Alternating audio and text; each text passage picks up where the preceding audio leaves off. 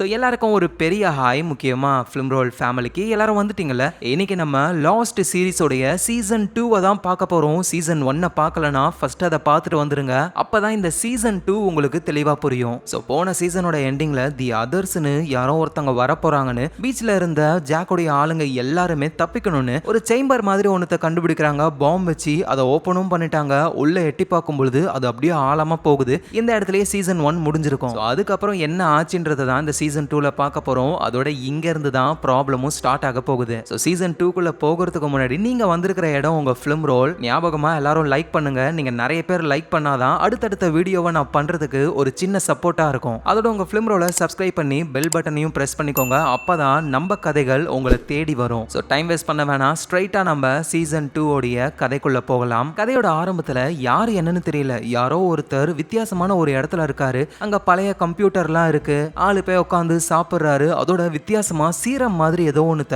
அவரோட உடம்புல இன்ஜெக்ட் பண்ணிக்கிறாரு. அவர் திடீர்னு ஏதோ ஒரு சவுண்ட் கேட்க ஒரு டெலஸ்கோப் மாதிரி ஒன்னு இருக்கு. அதை ஒரு கண்ணாடியை பார்த்து ஃபோக்கஸ் பண்றாரு. அந்த கண்ணாடியில ஒரு ரிஃப்ளெக்ஷன் தெரியுது. என்னடான்னு பார்த்தா நம்ம ஜான் லாக்கும் ஜாக்கோடைய ரிஃப்ளெக்ஷன் தான். சோ நம்ம ஆளுங்க சேம்பரை ஓபன் பண்ணாங்கல்ல. அந்த சேம்பருக்குள்ள தான் யாரோ ஒருத்தர் இருக்காரு. அவர் உடம்புல என்னமோ இன்ஜெக்ட்லாம் பண்ணிருக்காரு. இப்ப அவரு நம்ம ஜான் லாக்கையும் ஜாக்கையும் பார்த்துட்டாரு. ஆனா மேல இருக்கிறவங்களுக்கு கீழே என்ன இருக்குன்னு சுத்தமா தெரியல. இது நைட் டைம், இப்ப போக வேணாம், நாளைக்கு நம்ம போகலாம் அப்படின்னு அங்க இருந்து திரும்ப பீச்சுக்கே வந்துடுறாங்க. சோ கதை அப்படியே பாஸ்டுக்கு போகுது. நம்ம ஜாக் இருக்கார்ல, ஆக்சிடென்ட்ல அடிபட்ட ஒரு பொண்ணுக்கு ட்ரீட்மெண்ட் பாக்குறாரு. 99% அந்த பொண்ணு ஆபரேஷனுக்கு அப்புறம் எழுந்து நடக்க வாய்ப்பே இல்ல. சோ ஒரு ஃபெயில்டு ஆபரேஷனை தான் நம்ம ஜாக் பண்ண போறாரு. அந்த சோகத்திலேயே ஒரு ஆடிட்டோரியம்ல அவர் ஜாக்கிங் போய்கிட்டு இருக்கும்போது அந்த இடத்துக்கு டெஸ்மண்ட் அப்படின்ற ஒரு பர்சன் வராரு. என்ன ஆச்சு அப்படின்னு ஜாக் கிட்ட கேட்கும்போது ஜாக்கும் இந்த மாதிரி ஒரு பொண்ணுக்கு ஆபரேஷன் பண்ண போறேன், 99% ஆபரேஷன் ஃபெயில் தான் ஆக போகுது, ஆனா இருந்தாலும் பண்ண போறேன், ரொம்ப நர்வஸா இருக்குன்னு சொல்ல அந்த டெஸ்மண்ட்ன்றவர் தான் நீ ஒன்றும் கவலைப்படாத, கண்டிப்பா இந்த ஆபரேஷன் சக்சஸ்ஃபுல்லா முடியும் அப்படின்னு சொல்லிட்டு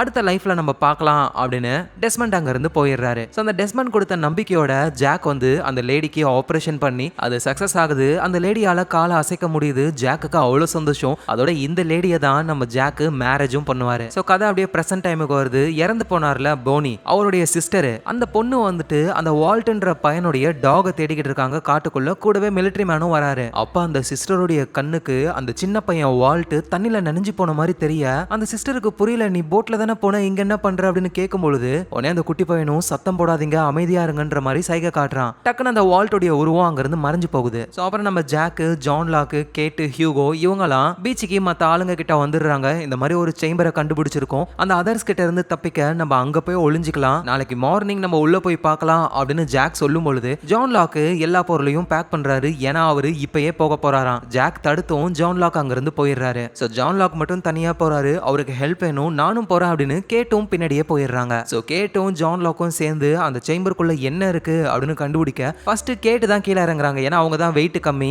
நம்ம ஜான் லாக் மேல இருந்து கயிறை பிடிச்சிக்கிறாரு. அப்படியே கொஞ்சம் கொஞ்சமா அவங்க கீழே இறங்கி போகும்போது தான் அந்த சேம்பருக்கு கீழே யாரோ இருக்கிற மாதிரியும் டோரை க்ளோஸ் பண்ற மாதிரியும் கேட் கண்ணுக்கு தெரிஞ்சு சீக்கிரம் என்ன மேல தூக்கு அப்படின்னு சொல்ல நம்ம ஜான் லாக் மேல தூக்குறதுக்குள்ளேயே சடனா அந்த சேம்பர்ல இருந்து அப்படியே பிரைட்டான லைட் வருது. சோ ஜான் லாக்கால எதையும் பார்க்க முடியல. சடனா பார்த்தா கேட்டு எங்க போனாங்கன்னே தெரியல. சரி ஓகேன்னு ஜானும் இறங்கலான்னு ரெடி ஆகுறாரு. இந்த நேரத்துல பீச்ல இருக்கிற நம்ம ஜாக்கு, கேட்டும் ஜான் லாக்கும் போனாங்க, அவங்களுக்கு என்ன ஆகுமோ அப்படின்னு பயந்து இவரும் பின்னாடி வராரு. பார்த்தா அந்த சேம்பர் கிட்ட கேட்டும் இல்ல, ஜான் லாக்கும் இல்ல, உள்ளதான் போயிருப்பாங்கன்னு இவரும் பின்னாடியே இறங்குறாரு. சோ அப்படியே ஆழமா இறங்கி உள்ள போகும்போது தான் பார்த்தா அது ஒரு பங்கர் மாதிரி இருக்கு. நிறைய ரெக்கார்டிங் மிஷின்ஸ், பழைய கம்ப்யூட்டர்னு வித்தியாசமா இருக்கு அந்த இடம். அதோட அங்க பவர்ஃபுல்லான மேக்னெட்டிக் ஃபோர்ஸ்லாம் இருக்கு. நம்ம ஜாக் கழுத்துல ஒரு சாவியை மாட்டி வச்சிருக்காரு. அந்த சாவிலாம் அந்த மேக்னெட்டிக் ஃபோர்ஸ்னால பறக்குது. சோ என்னடான்னு ஜாக் பாத்துக்கிட்டு இருக்கும்போது சடனா அங்க ஜான் லாக் வராரு. ஜான் லாக்கா கன் பாயிண்ட்ல பிடிச்சி வேற ஏதோ ஒரு பர்சன் இருக்காரு. யாரா அந்த பர்சன் பார்த்தா நம்ம ஜாக்கோட பாஸ்ட்ல டெஸ்மண்ட் அவரு தான் இங்க இருக்காரு. ஜாக் புரியாம ஷாக் ஆகுறாரு. இந்த நேரத்துல இந்த ஐலாண்ட்ல இருந்து படகுல போனாங்கல்ல மைக்கேல், அவரோட பையன் வால்ட், சாயர், ஜின்னு, அதான் ஏதோ ஒரு கும்பல் வந்து படகையே வெடிக்க வச்சுட்டு மைக்கேலோட பையன் வால்ட்டை தூக்கிட்டு போயிட்டாங்க. சோ மைக்கேல் உடஞ்சு போன படகுல இருக்கிற கட்டை மேல ஏறி நின்னுட்டு அவரோட பையனை கூப்பிட்டுக்கிட்டே இருக்காரு. சாயரும் அந்த இடத்துல இருக்காரு. ஆனா அந்த கொரியன் ஜின் எங்க போனாருன்னு தெரியல. சோ இவங்க ரெண்டு பேருக்கும் வேற வழியே இல்ல. ஏன்னா இந்த படகு இதுக்கு மேல போகாது, திரும்ப நம்ம ஐலாண்டுக்கு தான் போகணும்னு வந்துகிட்டு இருக்காங்க. இந்த நேரத்துல கதை வந்து லைட்டா பாஸ்டுக்கு போகுது. அதாவது கேட்டு வந்துட்டு அந்த பங்கர்ல காணாம போயிடுவாங்கல்ல. பின்னாடி நம்ம ஜான் லாக்கும் போவாரு. அப்ப என்ன நடந்திருக்கும்னா ஜான் லாக் அப்படியே அந்த பங்கருக்குள்ள போகும்பொழுது இவரும் அந்த வித்தியாசமான இடத்தை பாப்பாரு. நிறைய கம்ப்யூட்டர்ஸ்னு என்னென்னமோ இருக்கும். அந்த இடத்துல அந்த டெஸ்மண்ட் தான் அவரு கேட்ட கன் பாயிண்ட்ல பிடிச்சு வச்சிருக்காரு. சோ ஜான் லாக் அவர்கிட்ட மாட்டிக்கிறாரு. டெஸ்மண்ட் என்ன சொல்றாருன்னா அந்த பொண்ணு பொண்ணை கட்டி போட்டு அந்த ரூம்ல அடைச்சி வை அப்படின்னு சொல்ல நம்ம ஜான் லாக்கும் கேட்ட கட்டி போடுறாரு. கேட் தப்பிக்கணும்ன்றதுக்காக ஒரு கத்தியையும் நைஸா கேட்டோட பாக்கெட்ல வச்சிடறாரு. அப்புறம் ரூம்ல போட்டு கதவை சாத்த கேட் அந்த கத்தியை யூஸ் பண்ணி ரிலீஸ் ஆயிடுறாங்க. லைட்டை ஆன் பண்ணி பார்த்தா தான் தெரியுது அந்த ரூம் ஃபுல்லா அவ்வளோ ஃபுட் இருக்கு. ஒரு சாக்லேட் ஒன்று இருக்கு. அதை சாப்பிட்டதுக்கு அப்புறம் தான் நிம்மதியே. ஏன்னா வந்து இவ்வளோ நாள்ல இந்த மாதிரி ஒரு டேஸ்டான ஃபுட்டை அவங்க சாப்பிடவே இல்லை. மற்றவங்களுக்கும் எடுத்துட்டு போகணும்னு நிறைய சாக்லேட் எடுத்து பாக்கெட்ல வச்சுக்கிறாங்க. ஸோ அப்புறம் அந்த ரூம்லயே ஒரு வெண்ட் ஒன்று இருக்கு. அந்த வெண்ட் வழியா எஸ்கேப் ஆக ட்ரை பண்றாங்க. இந்த நேரத்தில் அந்த டெஸ்மண்ட் வந்து ஜான் லா கிட்ட நீங்க எப்படி இங்க வந்தீங்கன்னு கேட்கும் பொழுது எங்க ஃபிளைட் கிராஷ் ஆச்சுன்னு நடந்த விஷயத்தெல்லாம் சொல்றாரு. டெஸ்மண்டும் வெளி உலகம் இன்னும் மாறல, அப்படியே தான் இருக்கான்னு என்னமோ ரொம்ப வருஷமா இங்க இருக்கிற மாதிரியே பேசுறாரு. சடனா ஏதோ ஒரு அலாரம் அடிக்க வேகமா ஜான் லாக்க கூட்டிட்டு வந்து சிஸ்டம்ல உட்கார வச்சு அந்த இடத்துல ஒரு டைமர் ஓடுது. ஒரு 2-2.5 நிமிஷம் தான் அப்படியே டைமிங் கம்மியாகிட்டே வருது. சீக்கிரமா நான் சொல்ற நம்பரை டைப் பண்ணு அப்படின்னு டெஸ்மண்ட் என்ன நம்பரை சொல்றாருன்னா அந்த சபிக்கப்பட்ட நம்பர் இருக்குல்ல அதை சொல்றாரு. ஸோ ஜான் லாக்கும் அந்த நம்பரை டைப் பண்ணி என்டர் பண்ண உடனேயுமே 2 நிமிஷத்துல இருந்த டைமிங் அப்படியே 180 நிமிஷமா மாறுது. அகைன் அந்த டைமிங் கம்மியாகிட்டே தான் வருது. ஸோ இந்த டைமர் என்ன, எதுக்காக இப்படி பண்றாங்கன்னு போக போக தான் நமக்கு தெரிய வரும். ஸோ இந்த நேரத்தில் ஏதோ ஒரு சவுண்டு கேட்கும். என்னன்னா நம்ம ஜாக் இருக்கார்ல அவரு வந்துட்டாரு. ஸோ டெஸ்மண்டும் ஜான் லாக்க கன் பாயிண்ட்ல கூட்டிட்டு வந்து ஜாக்க பாக்குறாரு. இதை தான் நம்ம முன்னாடியே பார்த்திருப்போம். நடக்கிற இந்த விஷயத்தெல்லாம் நம்ம கேட்டிருக்காங்களா அவங்க வெண்ட் வழியா பார்த்துக்கிட்டு இருக்காங்க. ஸோ இந்த நேரத்தில் நம்ம மைக்கேலும் சாயரும் ஒரு வழியா திரும்பவும் அந்த ஐலாண்டுக்கே வந்துடுறாங்க. ஆனா என்ன ஐலாண்டுடைய இன்னொரு சைட்ல அவங்க வந்திருக்காங்க. சரி நம்ம குரூப் கிட்ட போலான்னு நினைக்கும் பொழுது அந்த கொரியன் ஜின் இருக்கார்ல அவரை யாரோ கட்டி போட்டு வச்சு தப்பிச்சு ஓடி வராரு. அவர் என்ன சொல்றாருன்னா தி அதர்ஸ்னு சொல்றாரு. பார்த்தா தூரத்துல கையில என்னென்னமோ ஆயுதங்களை எடுத்துட்டு அதர்ஸ் வராங்க. சோ வந்தவங்க மைக்கேல் சாயர் கொரியன் ஜின்ன பிடிச்சு ஒரு இடத்துல அடைச்சு வைக்க ஆரம்பிக்கிறாங்க. நல்ல வேளையா சாயர் கிட்ட கன் இருக்கு. யாராவது வந்தாங்கன்னா அவங்கள போட்டு தள்ளலான்னு ரெடியா இருக்கும் பொழுது டக்குன்னு ஒரு பொண்ணை உருட்டி விடுறாங்க. அந்த பொண்ணோட பேரு ஆனா. நீங்க யாரு அப்படின்னு கேட்கும் பொழுது நான் ஃபிளைட்ல வந்தேன், அந்த ஃபிளைட் கிராஷ் ஆகி இங்க வந்து மாட்டிக்கிட்டேன்னு சொல்ல சோ இவங்க கூடவே ஃபிளைட் கிராஷ்ல வந்தவங்க தான் தூரமா எங்கேயோ போய் விழுந்துட்டாங்க போல. அதர்ஸ் கிட்ட மாட்டிக்கிட்டாங்க இவ்வளோ நாளா. சாயரும் கவலைப்படாதீங்க என்கிட்ட கன் இருக்கு அப்படின்னு பேசிக்கிட்டு இருக்கும் போது டக்குன்னு அந்த ஆனா பொண்ணு கன்னை பிடுங்கி என்ன மேல தூக்குங்க அப்படின்னு சொல்ல அதர்ஸ் ஆளுங்கெல்லாம் தூக்குறாங்க. அப்படின்னா இந்த ஆனா அதர்ஸோடைய ஆளுங்க தான் வந்து கன்னை பிடிங்கிட்டு போயிட்டாங்க. நம்ம ஆளுங்களுக்கு என்ன பண்றதுன்னு தெரியல. இந்த நேரத்துல அந்த பங்கர்ல டெஸ்மண்ட்ன்றவரு நம்ம ஜான் லாக் தலையில கன்னை வச்சுக்கிட்டு இருக்காரு. ஜாக்குக்கு என்ன பண்றதுன்னு தெரியல. நல்ல வேளையா வெண்ட்ல ஒளிஞ்சிருந்த நம்ம கேட்டு பின்னாடி வந்து டெஸ்மண்ட அட்டாக் பண்றாங்க. அப்ப நடந்த சண்டையில அங்க ஒரு பழைய கம்ப்யூட்டர் இருக்கும்ல அது ரிப்பேர் ஆயிடுது. அதை பார்த்து டெஸ்மண்ட் ஐயோ நீங்க எவ்வளவு பெரிய தப்பு பண்ணிருக்கீங்க தெரியுமா, உலகமே அழிய போகுதுன்னு சொல்றாரு. நீ என்ன சொல்ற அப்படின்னு கேட்கும் பொழுது அங்க ஒரு டைமர் ஓடுதுல அந்த டைமர் மட்டும் 0க்கு வந்துருச்சுன்னா அவ்வளவுதான் உலகமே அழிஞ்சிரும். அது 0க்கு வர்றதுக்கு முன்னாடியே நம்ம ஒரு கோடை இந்த கம்ப்யூட்டர்ல போட்டு என்டர் தட்டணும் அப்படின்னு சொல்றாரு. ஆனா கம்ப்யூட்டர் தான் ரிப்பேர் ஆயிடுச்சு. இதை நம்ம மிலிட்டரி மேனால சரி பண்ண முடியும். கேட்டும் வேகமா மிலிட்டரி மேனை கூட்டிட்டு வரலான்னு போறாங்க. எங்க அந்த டெஸ்மண்ட் அவரால் ஏதாவது ட்ரை பண்ண முடியுமான்னு அந்த சிஸ்டமை ரெடி பண்ணிக்கிட்டு இருக்காரு. இது என்ன இடம், இங்க என்னதான் நடக்குது அப்படின்னு சொல்லி கேட்கும்போது தான் டெஸ்மண்டும் அங்க ஒரு டேப் இருக்கு அதை பிளே பண்ணுங்கன்னு சொல்ல ஜான் லாக்கும் ஜாக்கும் அந்த டேப்பை பிளே பண்றாங்க. தர்மா இனிஷியேட்டிவ்னு ஒரு சயின்ஸ் ஃபெசிலிட்டி 1970களில் ரெக்கார்ட் பண்ண ஒரு சயின்டிஸ்ட் பேசுற வீடியோ அது. அந்த சயின்டிஸ்ட் என்ன சொல்றாருன்னா உலகத்துல இருக்கிற சிறந்த அறிவியலாளர்களெல்லாம் கூப்பிட்டு எல்லா துறையிலையும் ஆராய்ச்சியை பண்ண ஆரம்பிச்சோம். இப்போ இந்த வீடியோவை பார்த்துக்கிட்டு இருக்கிற நீங்க இருக்கிற இடம் ஸ்டேஷன் 3 ஸ்வான். இந்த இடத்துல எலக்ட்ரோ மேக்னெட்டிக் பத்தின நிறைய ஆராய்ச்சிகள் போச்சு. ஆனா 1977ல ஒரு இன்சிடென்ட் நடந்ததுனால ஒரு பெரிய ப்ராப்ளம்ல நீங்க இருக்கீங்க. உங்களுக்கு 108 நிமிஷம் தான் டைம். அது 0ல வரதுக்குள்ள நீங்க ஒரு குறிப்பிட்ட கோடை கம்ப்யூட்டர்ல டைப் பண்ணி என்டர் பண்ணணும். அப்படி இல்லனா இந்த உலகமே அழிஞ்சிரும். சோ அப்படின்னு சொல்லி அந்த வீடியோல ஒரு சயின்டிஸ்ட் பேசுறாரு. அதனால தான் டெஸ்மண்ட் இதே இடத்துல இருந்து ஒவ்வொரு 108 நிமிஷத்துக்கு ஒரு தடவையும் அந்த கோடை போட்டுக்கிட்டே இருக்காரு. சோ இப்போ டெஸ்மண்ட் அந்த சிஸ்டமை ரெடி பண்ணி ஆன் பண்றாரு. பார்த்தா மொத்த பவரும் ஷட் டவுன் ஆகுது. அவ்வளவுதான் நம்ம எல்லாரும் சாக போறோம், நம்மள காப்பாத்த யாரும் இல்லைன்னு வேகமா தேவையான ஃபுட் எல்லாம் பேக்ல எடுத்துக்கிட்டு அங்க இருந்து ஆளு எஸ்கேப் ஆகுறாரு. ஆனா நம்ம ஜாக்க விடாம பின்னாடியே போய் டெஸ்மண்ட கன் பாயிண்ட்ல புடிச்சு இங்க என்னதான் நடக்குது சொல்ல. நான் தான் எல்லாத்தையும் சொல்லிட்டேன்னு இப்பதான் வெளிச்சத்துல நம்ம ஜாக்கோடைய ஃபேஸ பார்த்த உடனேயுமே எனக்கு ஒண்ணு ஞாபகம் இருக்கு. ஒரு ஆடிட்டோரியம்ல ஜாக்கிங் போகும்பொழுது ஆபரேஷன் பண்றதுக்கு நர்வஸா இருக்குன்னு சொன்னியே, நீ டாக்டர் ஜாக் தானே அப்படின்னு சொல்லி கேட்க, ஆனா நம்ம ஜாக் அதெல்லாம் கண்டுக்காம உலகம் அழிய போகுதுன்னு கதெல்லாம் விடாம உண்மையை சொல்லுன்னு கேட்க, நான் உண்மையை தான் சொல்றேன் அப்படின்னு வேகமா அந்த டெஸ்மண்ட் எஸ்கேப் ஆகுறாரு. ஜாக்கெல்லாம் அவரை ஷூட் பண்ணவும் முடியல. அப்புறம் மிலிட்டரி மேன் இருக்கார்ல அவரு பங்கருக்கு வந்துடுறாரு. அந்த சிஸ்டமை சரி பண்ணிடுறாரு. டைமிங்கும் முடிய போகுது. வேகமா அந்த கோட் அவங்க போடுறாங்க. ஹியூகோவும் அங்கதான் இருக்காரு. இது சபிக்கப்பட்ட நம்பர் ஆச்சு, இதை போடாதீங்கன்னு தடுக்கிறாரு. ஆனா அவர் சொல்றதெல்லாம் கேட்காம நம்பரை போட்டுறாங்க. இன்னும் என்டர் மட்டும் தான் பிரஸ் பண்ணணும். ஆனா ஜாக்க பிரஸ் பண்ண சொல்றாங்க. ஜாக் என்ன சொல்றாருன்னா இதெல்லாம் பொய், உலகம்லாம் அழியாது, இது ஒரு எக்ஸ்பெரிமெண்ட்னு நினைக்கிறேன் அப்படின்னு சொல்ல ஜானும் இதை நீ நம்புறேன்னு எனக்கு தெரியும், நம்ம எல்லாருமே இங்க வந்து மாட்டினது ஒரு கோ இன்சிடென்ட் கிடையாது, இது எல்லாமே விதி, நீ இதை நம்புற அப்படின்னா என்டரை பிரஸ் பண்ணு அப்படின்னு சொல்ல டைமிங் 0க்கு வரப்போகுது. நம்ம ஜாக்கோடைய ஆள் மனசுல கொஞ்சோண்டு நம்பிக்கை இருக்கு. அதனால அவர் பிரஸ் பண்றாரு. சோ டைமிங் திரும்ப 180 நிமிஷமா மாறுது. சோ டெஸ்மண்ட் போனதுக்கு அப்புறம் இப்ப நம்ம ஆளுங்க தான் ஒருத்தர் மாத்தி ஒருத்தர் 180 நிமிஷத்துக்கு ஒரு தடவை அந்த கோட பிரஸ் பண்ண போறாங்க. சோ இந்த பங்கர்ல அந்த வேலைகள் தான் போய்கிட்டு இருக்கு. மாறி மாறி நம்பரை பிரஸ் பண்ண ஆரம்பிக்கிறாங்க. அங்க நிறைய ஃபுட்லாம் இருக்குல்ல, அதுக்கு இன்சார்ஜா நம்ம ஹியூகோ தான் இருக்காரு. ஆனா ஜாக் வந்து இந்த மாதிரி நிறைய ஃபுட் இருக்கிற விஷயத்த பீச்ல இருக்கிற நம்ம ஆளுங்க கிட்ட சொல்லாத அப்படின்னு சொல்லிடுறாரு. ஆனா பீச்ல இருக்கிற நம்ம சார்லி இருக்கார்ல, அவருக்கு வந்து ஏதோ ஒரு பங்கரை கண்டுபிடிச்சிருக்காங்க, உள்ள என்ன இருக்குன்னு சொல்ல மாட்டாங்க அப்படின்னு செமையா டவுட் வருது. ஹியூகோ கிட்ட கேட்டா அவரும் சொல்ல மாட்டாரு. சோ அவரும் சார்லி ஜான் லாக் கிட்ட கேட்கும் பொழுது ஜான் லாக்கும் எல்லா விஷயத்தையும் சொல்லிடுறாரு. இந்த மாதிரி 180 நிமிஷத்துக்கு ஒரு தடவை அந்த கோடை போடணும், அதோட நிறைய ஃபுட் இருக்கு, அதுக்கு இன்சார்ஜ் ஹியூகோ தானே. அதை கேட்டு சார்லி ஹியூகோ கிட்ட வந்து சாப்பாடு இருக்கு ஆனா கொடுக்க உனக்கு தோணவே இல்ல, உன்ன மாதிரி கேவலமான நான் பார்க்கவே இல்லை அப்படின்னு சொல்லி திட்டிட்டு போறாரு. சோ அதனால கடுப்பான ஹியூகோ என்ன பண்றாருன்னா பாம் எடுத்துட்டு வந்திருப்பாங்கல்ல, அதுல 1-2 மிச்சமா இருக்கும், அதை அந்த சாப்பாடுலாம் இருக்கிற இடத்துல வச்சுக்கிட்டு அதை வெடிக்க வைக்க ட்ரை பண்றாரு. ஆனா அந்த இடத்துக்கு அந்த ரோஸ்ன்ற லேடி வராங்க. நீ என்ன பண்ணிக்கிட்டு இருக்க ஹியூகோன்னு கேட்கும்போது தான், இல்ல இவ்வளவு சாப்பாடு இருந்தும் யாருக்கும் என்னால கொடுக்க முடியல, எனக்கு தான் கெட்ட பேர் வருது, அதனால மொத்தமா அழிக்க போறேன்னு சொல்லும்போது தான் ரோஸ் ஹியூகோவை சமாதானப்படுத்துறாங்க. இதுக்கு நீ தான் இன்சார்ஜ்னா நீ கொடுக்கணும்னு நினைச்சா கொடுக்கலாம், யாரும் உன்னை தடுக்க முடியாதுன்னு சொல்லும் பொழுது சோ ஹியூகோவும் ரோஸ் சொன்னதை கேட்டுட்டு எல்லா ஃபுட்டையும் பீச்ல இருக்கிறவங்களுக்கு கொடுக்க ஆரம்பிக்கிறாரு. ஜாக்கெட்டையும் போயிட்டு நான் கொடுக்க போறேன், பத்திரப்படுத்தி நம்ம என்ன பண்ண போறோம் அப்படின்னு சொல்ல ஜாக்கும் ஓகேன்னு சொல்லி எல்லாருக்குமே ஃபுட்டை கொடுத்து எல்லாரும் ரொம்ப சந்தோஷமா சாப்பிட ஆரம்பிக்கிறாங்க.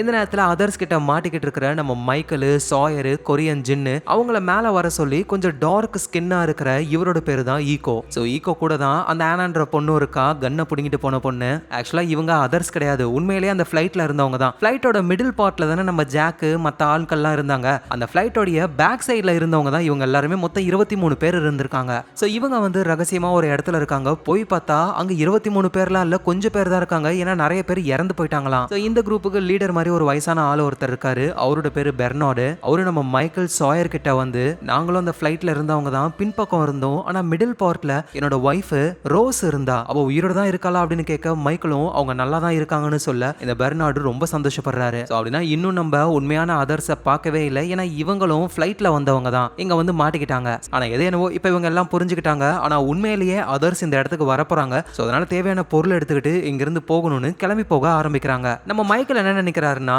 அந்த அதர்ஸ் தான் வந்து போட்ல வந்து நம்ம பையன் வால்ட்ட கூட்டிட்டு போயிட்டாங்க அப்படின்னு, இவங்க கூட இல்லாம தனியா எங்கேயோ காணாம போயிட்டாரு. சோ அது ரொம்ப ரொம்ப ஆபத்து, மைக்கேல எப்படியாவது நம்ம கூட்டிட்டு வந்தே ஆகணும் அப்படின்னு நம்ம கொரியன் ஜின்னும் அந்த ஈகோன்னு ஒருத்தர் இருப்பார்ல, அவங்க 2 பேரும் போக ஆரம்பிக்கிறாங்க. போற வழியில அதர்ஸ் வர மாதிரி சவுண்ட் கேக்குதா, வேகமே இவங்க ஒரு செடிக்கு பின்னாடி ஒளிஞ்சுக்கிறாங்க. பார்த்தா அதர்ஸை சேர்ந்தவங்க அங்க இருந்து நடந்து போறாங்க. அதர்ஸ்லயே சின்ன பசங்களும் இருக்காங்க போல. ஒரு டெடி பேரை வேர்ல அப்படியே கட்டி இழுத்துட்டு போய்கிட்டு இருக்கு. அவங்க போனதுக்கு அப்புறம் ஈகோவும் நம்ம ஜின்னும் வெளியே வராங்க. கண்டிப்பா அதர்ஸ் கிட்ட மைக்கேல் மாட்டல.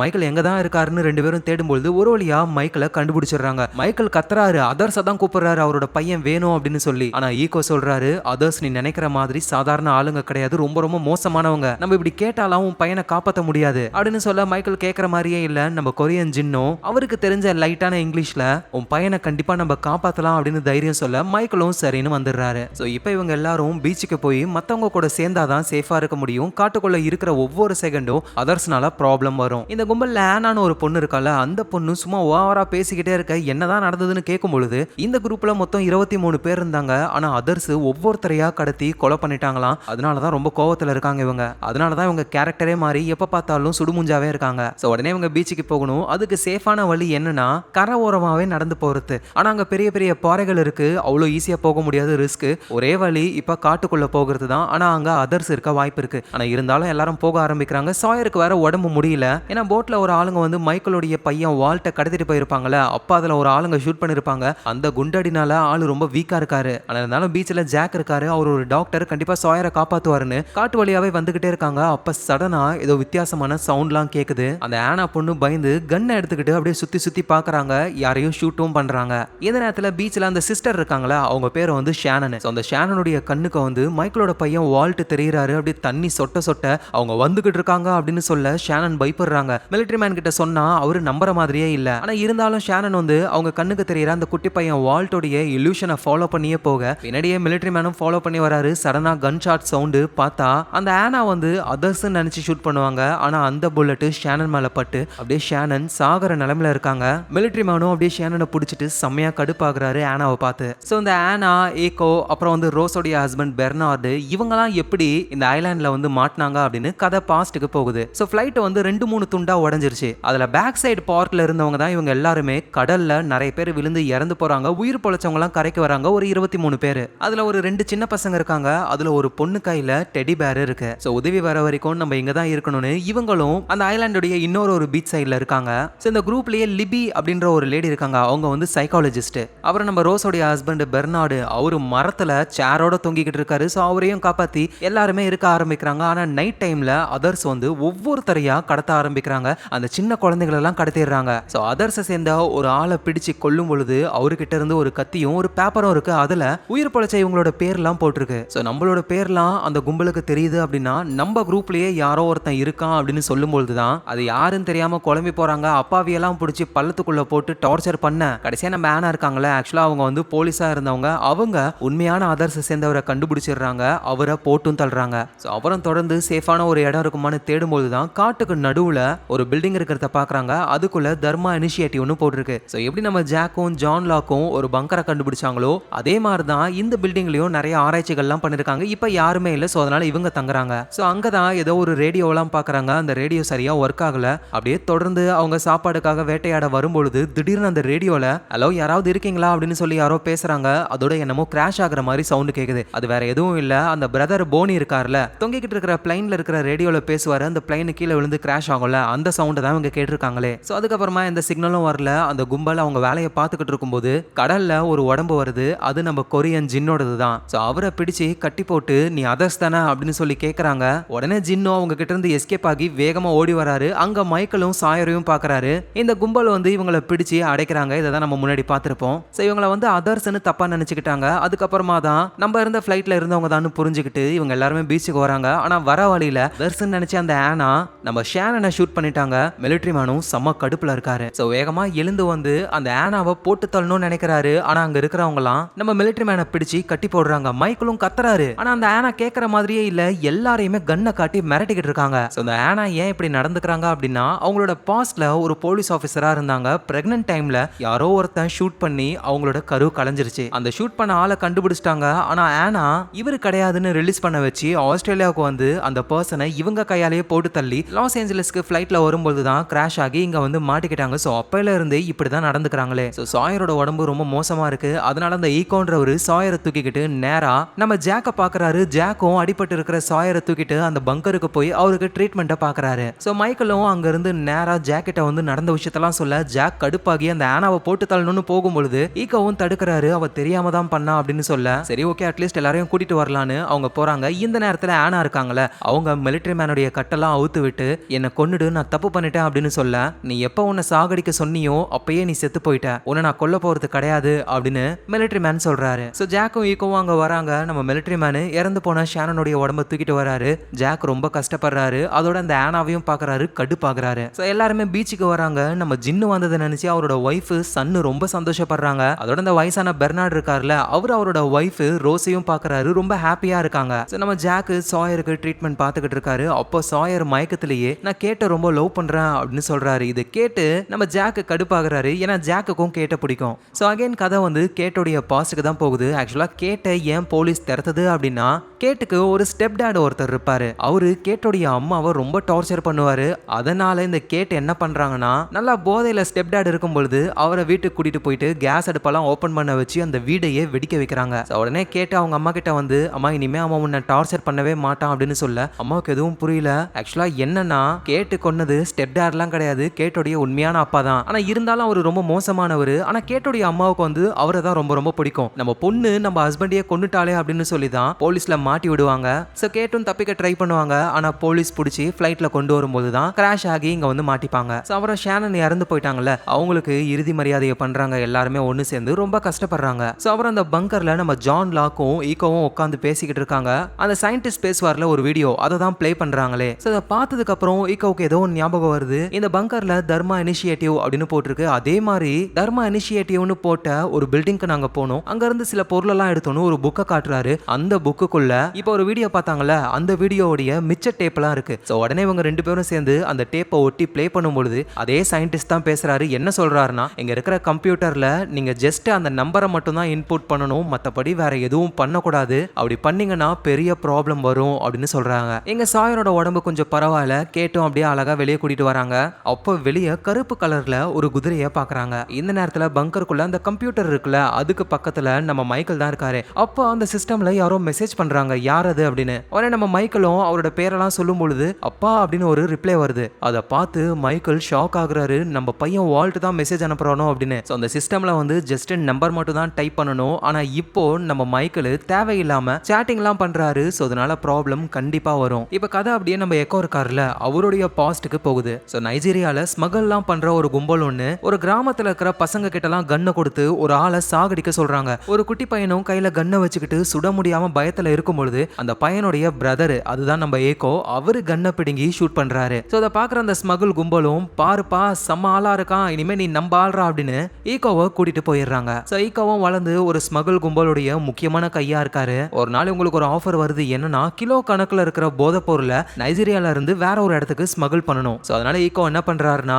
அவருடைய பிரதரை பார்க்க போறாரு. இப்போ அந்த பிரதர் வந்து சர்ச் ஃபாதரா இருக்காரு. ஸோ அந்த சர்ச்சுக்கு வெளியே வந்து மாதா சிலையெல்லாம் வித்துக்கிட்டு இருக்காங்க. அந்த சிலைக்குள்ள போதை பொருளெல்லாம் வச்சு ஸ்மகிள் பண்றது தான் பிளான். ஆனா இந்த விஷயம் ஈகோவுடைய பிரதரான அந்த சர்ச் ஃபாதருக்கு சுத்தமா பிடிக்கவே இல்லை. ஆனா ஈகோ, நீ இதை பண்ணல அப்படின்னா உன் சர்ச் இங்க இருக்கிற மக்கள் எல்லாம் சாகடிச்சிருவாங்க அப்படின்னு பயம்புறுத்தி ஒத்துக்க வைக்கிறாங்க. அதே மாதிரி ஒரு பிளைன்ல அந்த மாதா சிலைக்குள்ள போதை பொருள் எல்லாம் வச்சு லோடு ஏத்தி அங்க இருந்து கிளம்பலாம் நினைக்கும் போதுதான் நம்ம ஈகோவுடைய பிரதர் மிலிட்டரி ஆளுங்களுக்கு கால் பண்ணி சொல்லிட்டாரு, அவங்க இப்போ இந்த கும்பலை பிடிக்க வராங்க. ஸோ அந்த ஷூட் அவுட்ல ஈகோவுடைய பிரதர் உடம்புல குண்டு பட்டு வேக வேகமா அந்த பிளைன்ல ஏத்தி விட்டு நம்ம ஈகோவும் ஏறலான்னு பார்க்கும்பொழுது அவங்க ஆளுங்க உள்ள விட மாட்டாங்க. உன் தம்பியால தான் நம்ம மாட்டணும், நீ இங்கேயே மாட்டிக்கிட்டு சாவு அப்படின்னு ஈகோவை வெளியே தள்ளிவிட அந்த பிளைன் அங்க இருந்து கிளம்பி போகுது. அப்படி போன பிளைன் தான் அந்த ஐலாண்ட்ல கிராஷ் ஆகிருக்கு. ஸோ மிலிட்டரி ஆளுங்களும் வந்து ஈகோவை பிடிப்பாங்கன்னு பார்த்தா ஈகோவை அவங்க சர்ச் ஃபாதர்னு நம்புறாங்க. ஸோ இதுதாண்டா தப்பிக்க வழின்னு ஆள் அப்படியே சீன் போட்டு அவர் வேற ஒரு வேலையா ஆஸ்திரேலியாவுக்கு வந்து அங்க இருந்து லாஸ் ஏஞ்சலஸ்க்கு போகும்போது தான் ஃபிளைட் கிராஷ் ஆகி இங்க வந்து மாட்டிக்கிட்டாரு.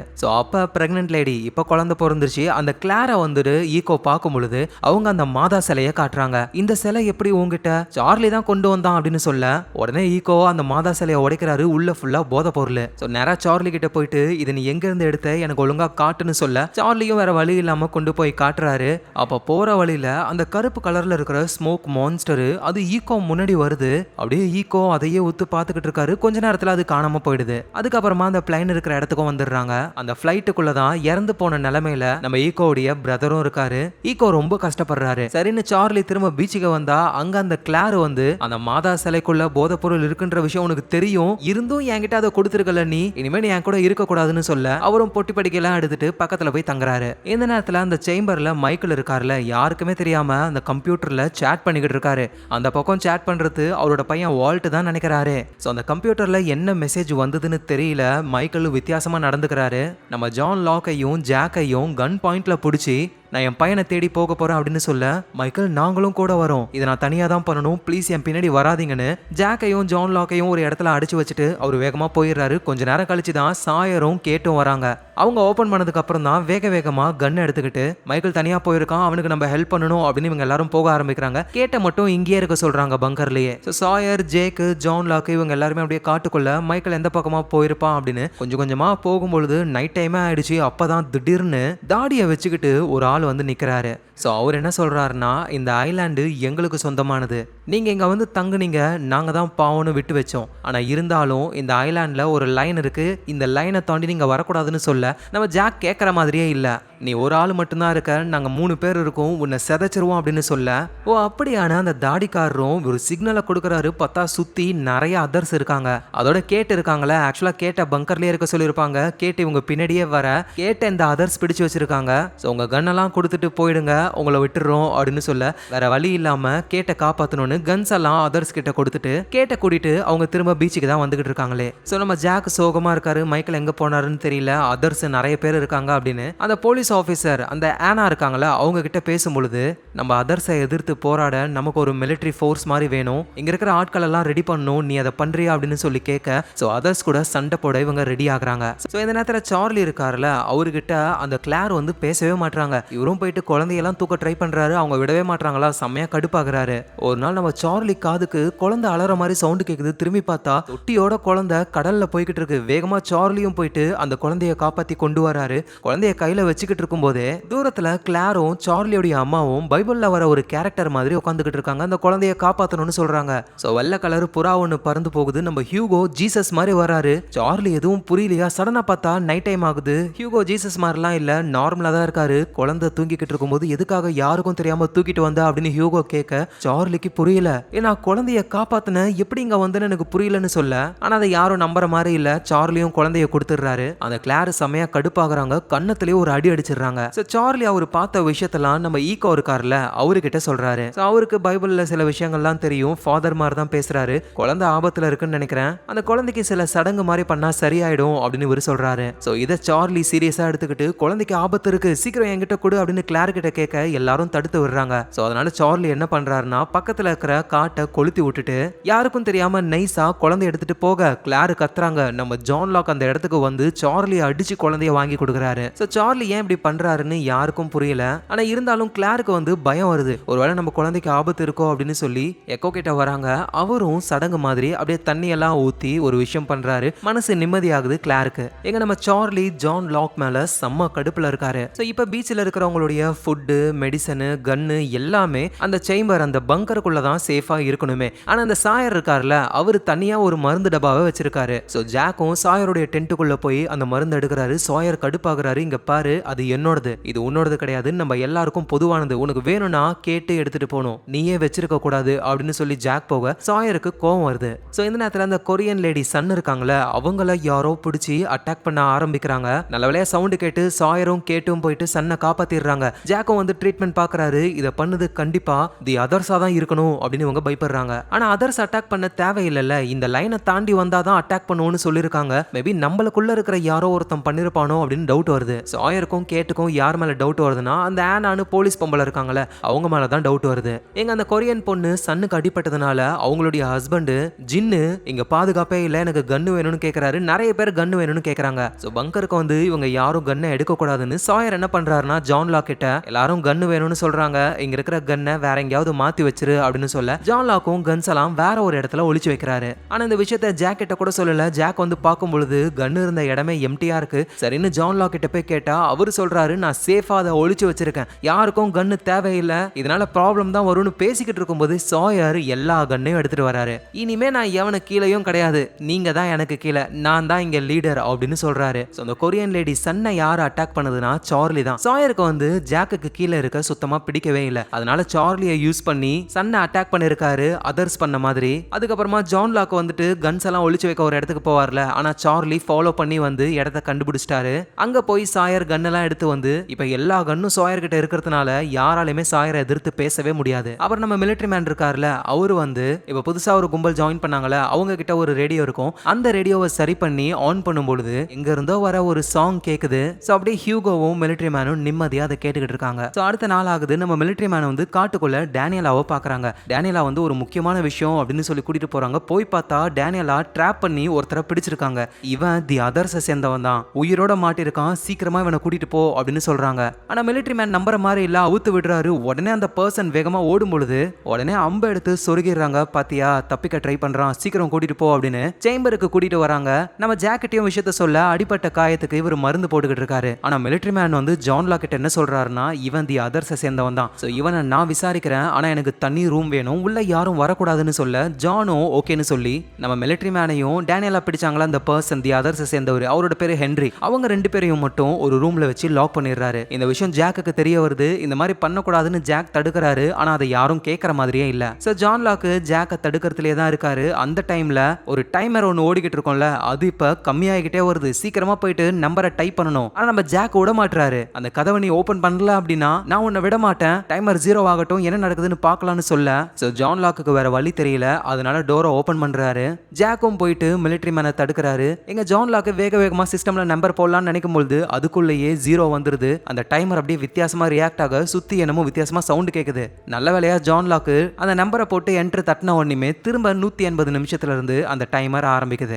நல்ல வேலை எந்த ப்ராப்ளமும் வரல. ஆனா மிலிட்டரி மேன் செம்ம கடுப்பா இருக்காரு. சார்லி கிட்ட பேசிக்கிட்டு இருக்காரு. எனக்கு நல்லா தெரியும் அந்த ஹென்றி தி அதர்ஸை சேர்ந்த சேர்ந்தவன் தான். நான் நிறைய பேரை விசாரிச்சிருக்கேன், இவன் பொய் சொல்றான்னு கிளீனா தெரியுது. தி அதர்ஸ் பண்ண தப்பெல்லாம் இவங்க மறந்துட்டாங்க போல. உனக்கு ஞாபகம் இருக்கா சார்லி, தி அதர்ஸ் தான் உன்னையும் கிளாரையும் கடத்தி கொண்டு போனாங்க, உன்னை தொங்கலாம் விட்டாங்க, நீ எவ்வளவு கஷ்டப்பட்டிருப்ப அப்படின்னு கேட்கும் பொழுது இந்த மாதிரி விஷயம்லாம் நடக்காத மாதிரி, ஞாபகம் இல்லாத மாதிரி ஒரு ரியாக்ஷனை சார்லி கொடுக்கறாரு. அவர் அந்த சாயர் இருக்கார்ல, அவரு தூங்கும் பொழுது ஏதோ ஒரு தவளை ஒண்ணு கத்திக்கிட்டே இருக்கு. அந்த தவளையை தேடி போகும் பொழுது ஹியூகோ அந்த பங்கர்ல இருந்து சாப்பாடெல்லாம் யாருக்கும் தெரியாம கொண்டு வந்து தின்னுகிட்டு இருக்காரு. இதை யாருக்கிட்டையும் சொல்லாதப்பா அப்படின்னு சொல்லி 2 பேருமே சேர்ந்து அந்த தவளையை தேடுறாங்க. சாயர் ஒரு வழியா அந்த தவளையை கண்டுபிடிச்சிடுறாரு. சரி, அதை எங்கேயாவது தூரமா விடுவாருன்னு பார்த்தா கையிலேயே அப்படின்னு நசுக்கி கொன்னுறாரு. இப்போ வந்து நம்ம கிளார் இருக்காங்களா, அவங்களோட குழந்தைக்கு உடம்பு சரியில்லை. கேட்டும் வந்து என்னன்னு பாக்குறாங்க. அப்பதான் டேனியலா வந்து உன் குழந்தை இன்ஃபெக்ட் ஆகிருக்கு அப்படின்னு சொல்ல கிளார் ரொம்ப பயப்படுறாங்க. உடனே ஜாக்க கூப்பிட ஜாக்கோ வந்து செக் பண்ணி பார்த்துட்டு இது சாதாரண ஃபீவர் தான் சொல்றாரு. கிளாரை வந்து தி அதர்ஸ் கடத்தி கொண்டு போயிருப்பாங்க. திரும்ப வரும்போது கிளாருக்கு எதுவுமே ஞாபகத்துல இருக்காது. அதை திரும்ப ஞாபகத்துக்கு கொண்டு வரணும்னு சைக்காலஜிஸ்டான லிபி கிட்ட போறாங்க. அந்த லேடியோ வந்து ஹிப்னோடைஸ்லாம் பண்றாங்க. நம்ம கிளாருக்கு எல்லாமே ஞாபகத்துக்கு வருது. அந்த ஈத்தன் வந்து பிரெக்னெண்டா இருக்கிற கிளாரை ஒரு ஃபெசிலிட்டிக்கு கொண்டு போறாரு. அங்க இன்ஜெக்ஷன் எல்லாம் உடம்புல இறக்குறாரு. கிளார் எதுவும் சொல்லல, ஏன்னா ஈத்தன் நம்ம ஆள் தான், ஃபிளைட்ல வந்தவர் தான் அப்படின்னு நினைச்சுக்கிட்டு இருக்காங்க. ஆனா உண்மை என்னன்னா கிளாரோட வயித்துல இருக்கிற அந்த குழந்தைய கிழிச்சு எடுக்க போறாங்க. ஆபரேஷன் தியேட்டர்லாம் ரெடி பண்றாங்க. அந்த நேரத்துல கிளாருக்கு ஹெல்ப் பண்ண ஒரு 16-17 வயசு பொண்ணு வந்து ஹெல்ப் பண்றாங்க. அவங்க ஹெல்ப் பண்ணாலதான் கிளார் வெளியே வந்தாங்களே. ஆனா அப்படி வரும்பொழுது கிளாருக்கு எந்த விஷயமும் ஞாபகத்துல இல்ல. அந்த ஈத்தன் என் வயித்துல இன்ஜெக்ஷன் போட்டு என் குழந்தை அஃபெக்ட் ஆயிடுச்சு போல, அதே ஃபெசிலிட்டிக்கு போனாதான் மாத்து மருந்து இருக்கும் அப்படின்னு இந்த கிளாரு நம்ம கேட்டு அப்புறம் டேனியலா இவங்க எல்லாருமே போறாங்க. அந்த ஃபெசிலிட்டியையும் கண்டுபிடிச்சிடுறாங்க. உள்ள போய் பார்த்தா அங்க யாரையுமே காணோம், எல்லாம் எம்டியா இருக்கு. அதோட அதர்ஸ் யூஸ் பண்ற ட்ரெஸ் ஒட்டுதாடின்னு என்னென்னமோ இருக்கு. என்ன பண்றதுன்னு தெரியாம அங்க இருந்து அவங்க வந்துடுறாங்க. அப்பதான் நம்ம கிளார் டேனியலாவை பார்த்து என்ன ஒரு பொண்ணு காப்பாத்தினா அந்த பொண்ணுக்கும் உங்கள மாதிரியே ப்ளூ கலர்ல ஐஸ் தான் இருந்தது அப்படின்னு சொல்ல டேனியலா புரிஞ்சுக்கிறாங்க. ஏன்னா டேனியலாவும் பிரெக்னெண்டா இருந்து அவங்களுக்கு பிறந்த குழந்தைய அதர்ஸ் தான் தூக்கிட்டு போயிருப்பாங்களே.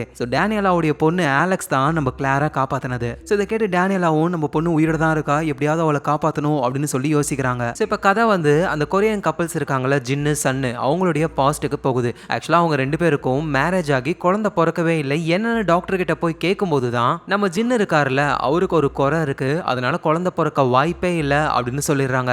கதை இப்ப பிரசன்ட் டைமுக்கு வருது. குழந்தை பிறக்க வாய்ப்பே இல்லை. ஆனா இந்த ஐலாண்டுக்கு வந்ததுக்கு அப்புறம் நம்ம சன்னு பிரெக்னென்ட் ஆகுறாங்க. இந்த விஷயத்த ஜின் கிட்ட சொல்றாங்க. ஜின்னுக்கும் அவ்வளவு சந்தோஷம், ஏதோ ஒரு மிராக்கல் தான் நமக்கு நடந்திருக்கு அப்படின்னு ஹாப்பியா இருக்காங்க.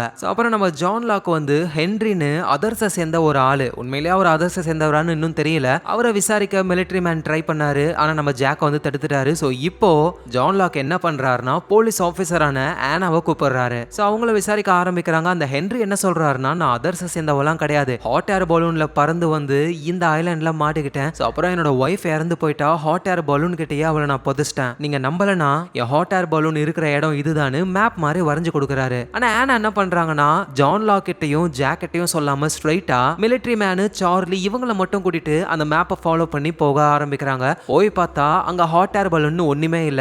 பக்கத்துல எங்கேயாவது இருக்கும் அப்படின்னு பிரிஞ்சு தேட ஆரம்பிக்கிறாங்க. இந்த நேரத்துல நம்ம ஜாக்கும் ஜான் லாக்கும் அந்த ஹென்ரிக்கு வந்து சாப்பாடு கொடுத்துக்கிட்டு இருக்காங்க. அப்பதான் அந்த ஹென்ரி சொல்றாரு, என்ன நான் சொன்ன இடத்துக்கு போய் செக் பண்ணிட்டு வந்துட்டீங்களா அப்படின்னு சொல்ல இவங்களுக்கு புரியல. நான் தான் என் ஹாட் ஏர் பலூன் இருக்கிற இடத்த அப்படியே மேப்பா வரைஞ்சு கொடுத்தேனே. அந்த போலீஸ் பொம்பளை ஆனா கிட்டன்னு சொல்லும் பொழுது இவங்க 2 பேருக்கும் அந்த விஷயமே தெரியாதுல. ஓஹோ, உங்ககிட்ட சொல்லாம அவளே தனியா போயிட்டா போல. ஆமா, நீங்க எல்லாரும் ஒரே குரூப்னு நினைச்சேன், எல்லாரும் பிரிஞ்சு பிரிஞ்சு தனியா தான் இருக்கீங்களோ. ஒருவேளை நான் போட்ட மேப்பை ஃபாலோ பண்ணி போய் அவங்க அதர்ஸ் கிட்ட மாட்டிக்கிட்டா என்ன பண்றது? நல்ல வேலை நான் அதர்ஸை சேர்ந்தவங்க கிடையாது, அதனால அவங்க தப்பிச்சாங்கன்னு ரொம்ப நெக்கலா அந்த ஹென்ரி பேசுறாரு. ஜாக்கு செம்மையா கடுப்பாகிறாரு. இவனை திரும்ப செல்லுக்குள்ள அடைன்னு சொல்ல ஜான் லாக்கோ அந்த ஹென்ரியை தூக்கி செல்லுல லாக் பண்ணிடுறாரு. அந்த ஹாட் ஏர் பலூனை தேடி போனாங்கல்ல போலீஸ் ஆபீசர் ஹானா, அப்புறம் மிலிட்டரி மேனு சார்லி, இவங்க எல்லாருமே ஒரு வழியா ஹாட் ஏர் பலூனை கண்டுபிடிக்கிறாங்க. பக்கத்துல ஒரு சமாதி இருக்கு. இது ஒருவேளை ஹென்ரி சொன்ன அவரோட ஒய்ஃபோட சமாதியா இருக்கலாம் அப்படின்னு முடிவெடுக்கிறாங்க. இங்க இப்ப இந்த சேம்பர்ல நம்ம ஜான் லாக்கும் அப்புறம் செல்லுக்குள்ள அந்த ஹென்ரின்றவர் மட்டும் தான் தனியா இருக்காங்க. சடனா அந்த சேம்பர்ல இருக்கிற ஸ்பீக்கர்ல கவுண்ட் டவுன் வர ஆரம்பிக்குது. என்ன நடக்குதுன்னு ஜான் லாக்குக்கு புரியல. செல்லுக்குள்ள இருந்து அந்த ஹென்ரியும் கத்துறாரு, என்ன ஆச்சு அப்படின்னு. சடனா அந்த சேம்பர்ல இருக்கிற முக்கியமான டோர்ஸ் எல்லாமே க்ளோஸ் ஆக ஆரம்பிக்குது. இப்படி க்ளோஸ் ஆச்சுன்னா நம்ம உள்ளேயே மாட்டிப்போம் அப்படின்னு ஒரு டோர் ஒன்னு க்ளோஸ் ஆகிறதுக்குள்ளேயே கம்பியை விட்டு அதை க்ளோஸ் ஆகாம தடுக்கிறாரு. இப்ப அந்த டோரை ஓபன் பண்ண தூக்கணும், இவரால தனியா தூக்க முடியாது. அப்பதான் செல்லுக்குள்ள இருக்கிற ஹென்ரி ஞாபகம் வருது. ஹென்ரியும் நம்ம ஜான் லாக்கு வந்து ஹெல்ப் பண்றாரு. அப்படியே மெதுவா அந்த இரும்பு டோரை தூக்க ட்ரை பண்றாங்க. ஒரு டூல்ஸ் பாக்ஸை வச்சு முட்டு கொடுத்துட்டு அப்படியே நம்ம ஜான் லாக் அந்த பக்கமா போகலான்னு ட்ரை பண்ணும்போது அந்த டூல்ஸ் பாக்ஸ் உடைஞ்சி ஜான் லாக்குடைய கால்லயே அந்த டோர் க்ளோஸ் ஆகுது. நல்ல வேளையா மத்த பொருள்லாம் வச்சு முட்டு கொடுத்ததுனால அவரோட காலுக்கு அந்த அளவுக்கு டேமேஜ் இல்ல. ஆனா இருந்தாலும் நல்லா மாட்டிக்கிட்டு இருக்கு காலு, வெளியே வர முடியல. இந்த நேரத்துல அந்த டைமர் ஒன்னு ஓடிக்கிட்டு இருக்கும்ல, அது ரொம்ப கம்மியா இருக்கு போல. அலாரம் சவுண்ட் கேக்குது. நம்ம ஜான் லாக்கால போக முடியாது. அதனால ஹென்றி கிட்ட வெண்ட் வழியா நீ பக்கத்து ரூமுக்கு போ, அங்க ஒரு கம்ப்யூட்டர் இருக்கும், இந்த கோட போடு அப்படின்னு சொல்லி ஹென்ரியா அனுப்புறாரு. சோ ஹென்ரியும் வெண்ட் கிட்ட போகலான்னு பார்த்தா ஆளு கீழே விழுந்து மயங்கிடுறாரு. டைம் கம்மியாகி அவ்வளவுதான், டைம் முடிஞ்சிருது. சடனா அந்த இடமே மொத்தமா இருட்டாகி நம்ம ஜான் லாக் மாட்டிக்கிட்டு இருக்காருல, அந்த டோர்ல வித்தியாசமா என்னமோ ஹிண்ட்லாம் இருக்கு. அதை ஜான் லாக் பாக்குறாரு. சோ அப்புறம் லைட்லாம் ஆன் ஆகுது, டோரும் ஓபன் ஆயிடுது. அந்த ஹென்றி வந்துட்டு கம்ப்யூட்டர்ல கோட போட்டாரு போல, எல்லாமே நார்மல் ஆயிடுச்சு. ஹென்றி நினைச்சிருந்தா இங்க இருந்து தப்பிச்சு போகலாம். ஆனா அவர் தப்பிச்சு போகாம நம்ம ஜான் லாக் எழுந்துக்க ஹெல்ப்லாம் பண்றாரு. சோ ஹென்றி ரொம்ப ரொம்ப நல்லவரு அப்படின்னு ஜான் லாக் புரிஞ்சுக்கிறாரு. இந்த நேரத்துல நம்ம ஜாக்கும் கேட்டும் காட்டுக்குள்ள இருக்கும் பொழுது ஏதோ ஒரு சப்ளை டிராப் ஒன்னு கீழே விழுது. என்னடான்னு போய் பார்த்தா அந்த தர்மா இனிஷியேட்டிவ் இருக்குல்ல, அதோட லோகோ போட்டு நிறைய ஃபுட் எல்லாம் அனுப்பி வச்சிருக்காங்க. கண்டிப்பா ஏதோ ஒரு ஏரோப்ளேன்ல தான் போட்டு போயிருக்கணும். யாரு எதுக்காக போட்டு போறாங்கன்னு புரியல இவங்களுக்கு. அந்த நேரத்துல அங்க அந்த ஆனா, நம்ம மிலிட்டரி மேனு சார்லி எல்லாம் வராங்க. ஒரு முக்கியமான விஷயத்த ஜாக் கிட்ட சொல்ல, ஜாக் வேகமா சேம்பருக்கு வந்து அந்த ஹென்ரிய புடிச்சு நீ யாருன்னு கேட்க ஆரம்பிக்கிறாரு. நம்ம ஜான் லாக்கும் அவனை விடுங்க, அவன் ரொம்ப நல்லவன், எனக்கு ஹெல்ப் பண்ணிருக்கான்னு சொல்ல, நம்ம மிலிட்டரி மேனு அந்த ஹென்ரிய கன்ல பாயிண்ட் பண்ணி நீ சொன்ன இடத்துக்கு நாங்க போனோம், நீ சொன்ன மாதிரியே அங்க ஹாட் ஏர் பலூனும் உன் ஒய்ஃபோட சமாதியும் இருந்தது. ஆனா இருந்தாலும் டவுட் வந்து அந்த சமாதியை தோண்டி பார்த்தோம். உள்ள இருந்தது ஒரு பொண்ணுடைய உடம்பு இல்ல, ஒரு ஆளுடைய உடம்பு. கூடவே ஒரு ஐடி கார்டும் இருந்தது. அதுல அந்த பர்சன் தான் ஹென்ரின்னு போட்டிருக்கு. அப்படின்னா நீ யாரு அப்படின்னு சொல்ல, அந்த ஹென்ரியும் அப்படியே ஒரு மாதிரி முழிக்கிறாரு. சோ இங்க பீச்ல நம்ம ஹியூகோவுக்கு ஒரு ஆளு செட் ஆயிட்டாங்க. அதான் சைக்காலஜிஸ்ட் லிபி. அவங்க ரெண்டு பேரும் ஒன்னா சுத்திக்கிட்டு இருக்கும் போதுதான் நம்ம ஹியூகோ தனியா லிபியை கூட்டிட்டு போயிட்டு இங்க பாரு அப்படின்னு சொல்லி இவரு ஒளிச்சு வச்ச நிறைய ஃபுட் எல்லாம் காட்டுறாரு. எனக்கு என்ன பண்றதுன்னு தெரியல, இந்த மாதிரி ஃபுட் எல்லாம் திருடி தின்னுகிட்டு இருக்கேன், எனக்கு கஷ்டமா இருக்குன்னு சொல்லும் போதுதான் லிபியும் அப்படின்னா அந்த ஃபுட் எல்லாத்தையும் கீழே கொட்டிட்டு உன் மனசு நல்லா இருக்கும்னு சொல்ல, அவரும் அதே மாதிரி எல்லாத்தையும் கீழே கொட்டுறாரு. இப்பதான் என் மனசு நிம்மதியா இருக்கு அப்படின்னு சொல்லும் பொழுது எல்லாரும் ஒரு இடத்துக்கு போறாங்க. அதான் டிராப் ஒன்று விழுந்ததுல ஃபுல்லா சாப்பாடு. எல்லாரும் வேக வேகமா அவங்களுக்கு தேவையான ஃபுட் எல்லாம் எடுத்துக்கிறாங்க. ஸோ அந்த ஃபுட் எல்லாம் நம்ம ஹியூகோ பார்க்கும் பொழுது அவருக்கு எல்லாத்தையும் சாப்பிடணும் அப்படின்னு தோணுது. அப்பதான் ஹியூகோவோட கண்ணுக்கு மட்டும் யாரோ ஒருத்தர் தெரியுறாரு. ஸோ அப்படியே கதை ஹியூகோவுடைய பாஸ்ட்டுக்கு போகுது. ஆக்சுவலா ஹியூகோ வந்து ஒரு அசைலம்ல தான் இருந்திருக்காரு. அவருக்கு டேவ்னு ஒரு ஃப்ரெண்ட் இருக்காரு. அந்த ஃப்ரெண்டை தான் ஐலாண்ட்ல அவர் பார்த்திருப்பாரு. ஆனா உண்மையிலேயே அது ஃப்ரெண்டு கிடையாது, ஹியூகோவுடைய இமேஜினேஷன் தான். ஏன்னா ஹியூகோ வந்து அதிகமா சாப்பிடக்கூடாது அப்படின்றதுக்காக அவரே ஒரு மைண்ட்ல கிரியேட் பண்ண ஒரு கேரக்டர் தான் டேவ். ஸோ இப்போ எங்க ஐலாண்ட்ல நிறைய ஃபுட்டை பார்த்தாரா, ஸோ அதனால அந்த இமேஜினரி கேரக்டர் வந்திருக்கு. ஸோ அந்த கேரக்டரை ஃபாலோ பண்ணியே ஒரு கிளிஃபோட எட்ஜில் போயிட்டு நம்ம ஹியூகோ அந்த டேவ் கூட பேசுறாரு. நீ என்னோட இமேஜினேஷன் தானே, எதுக்காக வந்த? நான் மட்டும் இமேஜினேஷன் கிடையாது, இந்த ஐலாண்டு இங்க இருக்கிற எல்லாருமே நீ உருவாக்குன இமேஜினேஷன் தான். அதனால தான் நீ லாட்டரியில வின் பண்ண நம்பர்லாம் இங்க சேம்பர்லயும் அதை கம்ப்யூட்டர்லயும் போட்டு டைப் பண்ணிக்கிட்டு இருக்கீங்க. இது எல்லாமே இமேஜினேஷன் தான். ஸோ நான் இங்க இருந்து கீழே குதிக்க போறேன், நீயும் அதே மாதிரி குதி, உண்மையான உலகத்துல இருந்து நீ கண்ணை முழிச்சு எழுந்துப்ப அப்படின்னு சொல்லி அந்த டேவ்ன்ற இமேஜினேஷன் கீழே விழுது. ஸோ இவரும் குதிக்கலான்னு போகும் பொழுது அங்க லிபி வராங்க. ஸோ அவங்க ஹியூகோ கிட்ட என்ன பிரச்சனைன்னு கேட்கும் பொழுது அவரும் எல்லா விஷயத்தையும் சொல்றாரு. நீங்க எல்லாருமே நான் உருவாக்குன ஒரு கற்பனை தான். யோசிச்சு பாரு, ரியல் லைஃப்ல உன்ன மாதிரி அழகான பொண்ணுலாம் என்ன லவ் பண்ணுவாளா? ஆனா நீ இங்க லவ் பண்ற அப்படின்னா இது ஒரு இமேஜினேஷன் தான். ஸோ நான் கீழே குதிக்க போறேன், எல்லாமே நார்மல் ஆயிடும் அப்படின்னு சொல்லி குதிக்க ட்ரை பண்ணும்போது லிபி தடுக்கிறாங்க. இங்க பாரு, இது இமேஜினேஷன் கிடையாது, இது உண்மைதான் அப்படின்னு சொல்லி ஹியூகோவை சமாதானப்படுத்துறாங்க. இப்போ அகைன் கதை பாஸ்ட்டுக்கு போகுது. உண்மையிலேயே நம்ம ஹியூகோ வந்து ஒரு மென்டல் ஹாஸ்பிட்டல்ல இருக்கும் பொழுது அதே ஹாஸ்பிட்டல்ல ஒரு பேஷண்டா இருந்தவங்க தான் இந்த லிபியே. ஆனா அவங்க இங்க சைக்காலஜிஸ்ட்னு சொல்றாங்க. என்ன ஏதுன்னு நமக்கு போக போக தான் தெரிய வரும். இந்த நேரத்துல சேம்பர்ல அந்த ஹென்ரியை போட்டு விசாரிச்சுக்கிட்டு இருக்காங்க. உண்மையான ஹென்றி இறந்து போயிட்டான், நீ யாரு அப்படின்னு சொல்லி கேட்கும்பொழுது இங்க பாருங்க, நான் அவனை கண்டுபிடிக்கும் பொழுது அவன் இறந்து போய் தான் இருந்தான், நான் ஒன்னும் அவனை கொல்லல அப்படின்னு ஹென்றி சொல்ல யாரும் நம்புற மாதிரியே இல்ல. இந்த ஹென்றி வந்து நம்ம ஜான் லாக்கு ஹெல்ப் பண்ணார்ல, அதனால ஜான் லாக் வந்து என்கிட்ட உண்மையை சொல்லு, நீ அந்த அதர்ஸை சேர்ந்தவனா அப்படின்னு சொல்லி கேட்க, நான் உண்மையை தான் சொல்லிக்கிட்டு இருக்கேன், நீங்க தான் நம்ப மாட்டீங்க, நீங்க ஏதோ விஷயத்த நம்புறீங்க அப்படின்னு ஹென்றி இப்பதான் ஒரு முக்கியமான விஷயத்தையே சொல்றாரு. ஆக்சுவலா அந்த ஹென்றி போயிட்டு கம்ப்யூட்டர்ல அந்த நம்பரை டைப் பண்ணிருப்பாரு. அப்பதான் எல்லா டோரும் ஓபன் ஆகிருக்கும். ஆனா உண்மையிலேயே நான் அந்த நம்பர் எல்லாம் டைப் பண்ணவே இல்லை. கொஞ்ச நேரத்துல எல்லாமே அதுவே சரியாகி டோர்லாம் ஓபன் ஆயிடுச்சு. நான் அந்த கம்ப்யூட்டரை தொட கூட இல்லைன்னு சொல்றாரு. ஜானால எதையும் நம்பவே முடியல. இந்த நேரத்துல பீச்ல அந்த ரோஸோடைய ஹஸ்பண்ட் இருக்காருல, பெர்னார்டு, அவரு ரோஸ் கிட்ட வந்து என்ன நடக்குது, இங்க வானத்துல இருந்து திடீர்னு சாப்பாடு வருது, எல்லாரும் எடுத்து அடுக்கி வச்சுக்கிட்டு இருக்கீங்க, யாரு போட்டிருப்பாங்க, என்ன ஏதுன்னா யோசிக்கவே மாட்டீங்களா, இங்க இருந்து நம்ம தப்பிக்கணும்னு பார்த்தா இங்கே வாழ ஆரம்பிச்சிட்டீங்க அப்படின்னு சொல்லி நிறைய பேரை கூப்பிட்டு மீட்டிங் மாதிரி போட்டு இங்க இருந்து தப்பிக்கிறதுக்கான பிளான் அவர் போடும் பொழுது, ஆனா ரோஸ் வந்துட்டு அவங்களுடைய ஹஸ்பண்டான பெர்னார்டையே அசிங்கப்படுத்துறாங்க எல்லாரும் முன்னாடியும். இங்க இருக்கிற எல்லாருமே ஒரு மைண்ட் செட்டுக்கு வந்துட்டாங்க, அவ்வளவுதான், நம்மளை காப்பாற்ற யாரும் வரமாட்டாங்க, நம்ம இங்க தான் வாழணும் அப்படின்னு. சோ பெர்னார்டும் அவரோட ஒய்ஃப் ரோஸ் கிட்ட நீ ஏன் இப்படி பண்ற அப்படின்னு சொல்லி கேட்கும்போது தான் அவங்க சொல்றாங்க, எனக்கு கேன்சர் இருந்தது, நான் சீக்கிரமாவே சாக போற நிலைமையில இருந்தேன், ஆனா ஆனா இந்த ஐலாண்டுக்கு வந்ததுக்கு அப்புறம் என் உடம்புல இருந்த கேன்சர் எல்லாம் குணமாயிடுச்சுன்னு சொல்றாங்க. சோ இப்பதான் பெர்னார்டும் புரிஞ்சுக்கிறாரு, இந்த ஐலாண்ட்ல இருந்தா நீ என் கூடவே இருப்ப அப்படின்னா நானும் இங்கே இருக்கேன்னு சொல்லி சமாதானம் ஆயிடுறாங்க. எங்க நம்ம ஜான் லாக்கும் அந்த ஹென்றி சொன்னதையே யோசிச்சுக்கிட்டு இருக்காரு. ஏன்னா அவர் அந்த கம்ப்யூட்டர்ல அந்த நம்பரை போட்டு என்டர் தட்டவே இல்லை, எல்லாமே தன்னாலேயே சரியாயிடுச்சுன்னு சொல்ல, அப்படின்னா அந்த வீடியோல சயின்டிஸ்ட் சொன்னதெல்லாம் பொய்யான விஷயத்தை தான் நம்ம ஃபாலோ பண்ணிக்கிட்டு இருக்கோமா அப்படின்னு ஜான் லாக்கு வந்து வெக்ஸ் ஆகுறாரு. அதோட அந்த பங்கர்ல எல்லா டோரும் க்ளோஸ் ஆகி அவர் கண்ணுக்கு முன்னாடி வித்தியாசமான பேட்டர்ன்லாம் தெரிஞ்சதுல அதை அப்படியே ஞாபகப்படுத்தி ஒரு பேப்பர்ல வரையவும் ஆரம்பிக்கிறாரு. எங்க நம்ம ஜாக்கும் கேட்டும் என்ன பண்றாங்கன்னா ஸ்ட்ரைட்டா காட்டுக்குள்ள அதர்ஸ் இருப்பாங்கல்ல, ஒரு லைன் இருக்கும், அதை தாண்டி நீங்க வரக்கூடாது அப்படின்னு சொல்லியிருப்பாங்களே, அந்த லைன் கிட்ட போயிட்டு நம்ம ஜாக் கத்துறாரு, உன் ஆளு ஒருத்த ஹென்றி எங்க கிட்ட தான் இருக்கான், ஒழுங்கா எங்களுக்கு வால்ட் கொடு அப்படின்னு மைக்கேலோட பையனை கேக்குறாங்க. ஆனா அந்த பக்கத்துல இருந்து எந்த ரிப்ளையும் வரல. நைட் அவங்க அங்கேயே உட்காந்துடுறாங்க, ரிப்ளை வரும்னு பார்த்தா யாரோ வர மாதிரி சவுண்ட் கேட்க ஓடி போய் பார்த்தா ஒரு ஆள் கீழே வந்து விழுறாரு. யாருன்னா அது நம்ம மைக்கேல் தான், மயக்கத்துல இருக்காரு. சோ கதை வந்து பாஸ்டுக்கு போகுது. நம்ம போலீஸ் ஆபீசர் ஆனா இருக்காங்கல்ல, அவங்க வேலையை விட்டுட்டு ஒரு பார்ல குடிச்சுக்கிட்டு இருக்கும்போது அதே பாருக்கு தான் நம்ம ஜாக்கோடைய அப்பா அங்க வராரு. சோ அவரு ஆனா கூட பேசும்போது தான் ஆனா போலீஸ் ஆபீசரா இருந்தவங்கன்னு புரிஞ்சுக்கிட்டு, நான் ஆஸ்திரேலியாவுக்கு போறேன், அங்க எனக்கு ஒரு வேலை இருக்கு, எனக்கு பாடி கார்டா வர முடியுமான்னு கேட்க ஆனாவும் ஓகேன்னு சொல்லி போக ஆரம்பிக்கிறாங்க.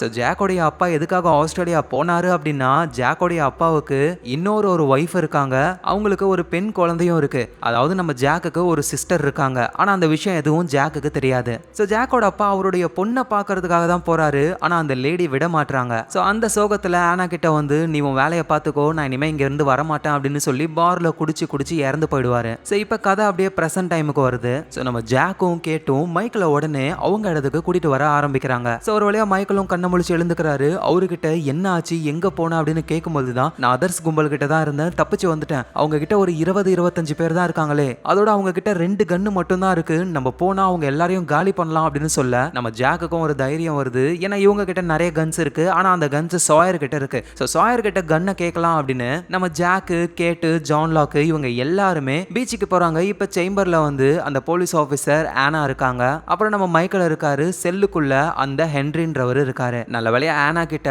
ஒரு கன் இருக்கு. அப்பதான் மைக்கேல் அங்க வந்து அதர்ஸ் கும்பலை சேர்ந்த எவனையோ ஒருத்தனை பிடிச்சு வச்சிருக்கீங்கன்னு சொன்னாங்க, அவனை சும்மா வச்சிருக்கீங்க, இந்த கன்னை மட்டும் கொடு, அவனை நான் சாகடிக்கணும் அப்படின்னு சொல்ல ஆனாவும் ஓகேன்னு மைக்கேல் கிட்ட கன்னை கொடுக்குறாங்க. ஆனா மைக்கேல் அந்த கன்னை வாங்கி ஆனாவை ஷூட் பண்றாரு. அந்த இடத்துக்கு நம்ம ஹியூகோவுடைய ஆளு லிபி சைக்காலஜிஸ்ட் அவங்க வராங்க, பிளாங்கெட் எடுத்துக்கிட்டு. மைக்கேல் அவங்களையும் ஷூட் பண்றாரு அந்த பிளாங்கெட்லயே. ஸோ அப்புறம் அந்த செல்லை ஓபன் பண்ணி ஹென்ரிய அந்த மைக்கேல் போட்டு தள்ளுவாருன்னு பார்த்தா அவரோட ஷோல்டர்ல அவரே ஷூட் பண்ணிக்கிட்டு அந்த ஹென்ரிய தப்பிக்க வைக்க ஹெல்ப் பண்றாரு. ஸோ கொஞ்ச நேரம் கழிச்சு மத்தவங்க அந்த சேம்பருக்கு வரும்பொழுது மைக்கேல் அப்படியே சீன் போடுறாரு, அந்த ஹென்றி என்ன ஷூட் பண்ணிட்டு போயிட்டான், உள்ள நம்ம ஆளுங்களையும் ஷூட் பண்ணிட்டான் அப்படின்னு சொல்ல போய் பார்த்தா ஆனா இறந்து போன நிலைமையில இருக்காங்க. அந்த சைக்காலஜிஸ்ட் லிபியும் அப்படியே இறந்து போயிருக்காங்க. சடனா அவங்க இரும்புறாங்க, பார்த்தா அவங்க உயிரோட தான் இருக்காங்களே. இதை பார்க்குற மைக்கேலுக்கு தூக்கி வாரி போடுது. ஏன்னா அவங்க பொழைச்சிட்டாங்கன்னா மைக்கேல் தான் அதை பண்ணாரு அப்படின்னு கண்டுபிடிச்சிருவாங்க. ஸோ எல்லாரும் வேகமா லிபிக்கு ட்ரீட்மெண்ட் பார்க்க ஆரம்பிக்கிறாங்க. ஸோ லிபியும் கண்ணை முழிக்கிறாங்க, என்ன ஆச்சு அப்படின்னு சொல்லி கேட்கும் பொழுது லிபி மைக்கேல் தான் அதை பண்ணா அப்படின்னு மைக்கேலுடைய பேரை சொல்றாங்க. ஆனா அவங்க என்ன நினைச்சுக்கிறாங்கன்னா மைக்கேல் நல்லா தான் இருக்கான் அப்படின்ற மாதிரி சொல்றாங்க. ஸோ அப்புறம் லிபி அங்கேயே இறந்து போறாங்க. எல்லாருமே ரொம்ப கஷ்டப்படுறாங்க. இந்த நேரத்தில் ஈகோ இருக்காருல, அவருக்கு ஒரு வித்தியாசமான கனவு வருது.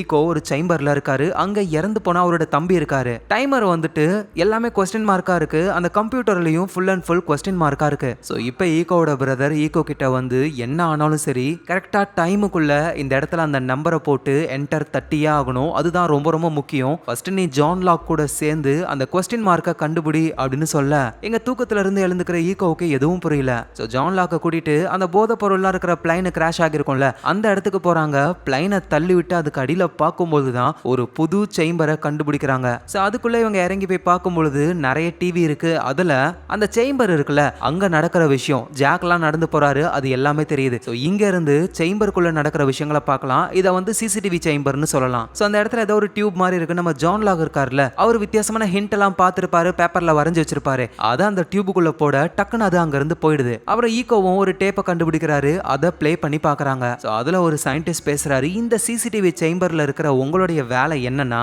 மெயின் சேம்பர்ல இருக்கிறவங்க என்னென்ன பண்றாங்க அப்படின்றத நோட் பண்றது மட்டும்தான். ஸோ நோட் பண்ண டேட்டாவெல்லாம் எடுத்து இந்த டியூபுக்குள்ள விட்டு அனுப்புனீங்கன்னா அது போய் சேர வேண்டிய இடத்துக்கு போயிடும். இதை தவிர வேற எதுவுமே நீங்க பண்ணக்கூடாது அப்படின்னு சொல்றாங்க. இதை பார்க்குற ஜான் லாக்கு ஒரு விஷயம் புரியுது.